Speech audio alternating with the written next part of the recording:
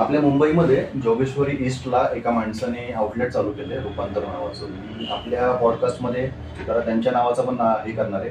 त्यांच्याकडनं काय मला पैसे नाही आलेले, बट चांगली गोष्ट अशी आहे की छत्रपती शिवाजी महाराजांचं संपूर्ण जीवनचरित्र, आता प्रत्येकाला आपल्यातल्या चरित्र वाचण्याची आवड नसते. त्यांनी काय केलंय, एक शिवदिनदर्शिका नावाचं कॅलेंडर बनवलंय, मराठी कॅलेंडर, की ज्यामध्ये छत्रपती शिवाजी महाराजांपासून ते मावळ्यापर्यंत 365 दिवसामध्ये काय काय घडामोडी घडल्या त्यांनी सगळं काय त्याच्यावरती रेखाटलेलं आहे. मी मध्यंतरी त्यांच्याकडनं ते कुरिअरने मागवलं. आता माझी आवड आहे की लोकांनी पण घ्यावं.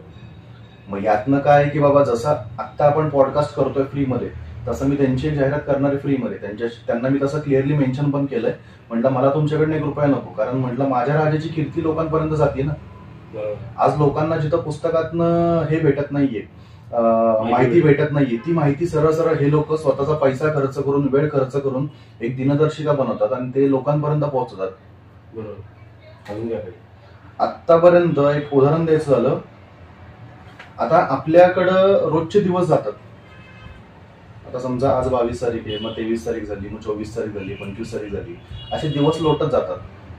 आपले घरचे कधीतरी आपल्याला म्हणतात, अरे कॅलेंडरमध्ये बघ आज काय एकादशी का संकष्टी. आपण तेवढं बघण्यासाठी फक्त कॅलेंडर बघतो. एखादा सणवार असेल तेवढं बघण्यासाठी आपण कॅलेंडर बघतो. आपल्याला आजपर्यंत कोणी सांगितलंच नाही ना की माझ्या राजाने त्या दिवशी ते केलं होतं. माहितीच नाही आपल्याला. 28 तारखेला सालेर मुल्लेचा किल्ला महाराजांनी जिंकला होता हे आपल्याला माहितीच नाहीये. बऱ्याचशा गोष्टी आहेत ना. बरं, 28 तारखेपासून छत्रपती संभाजी महाराजांचा बलिदान मास चालू होतोय, हे आपल्या मराठी कॅलेंडरमध्ये कुठंच लिहिलेलं नाहीये. इंग्लिश कॅलेंडरचं सोडूनच द्या. बरोबर. ह्या सगळ्या गोष्टी शिवदिनदर्शिकामध्ये लिहिल्यात आणि त्यात मुलांना हे वाचण्यामध्ये बरं राहतंय की बाबा तारखेवरती दिनदर्शिका लिहिली आहे आणि पाण्याच्या मागे सगळी माहिती आहे. सगळं लक्षात ठेवण्यापेक्षा ती ज्या त्या तारखेला वाचलेलं चांगलं, मुलांचा बुद्ध्यांक वाढत राहतो. बरोबर. त्यासाठी म्हणून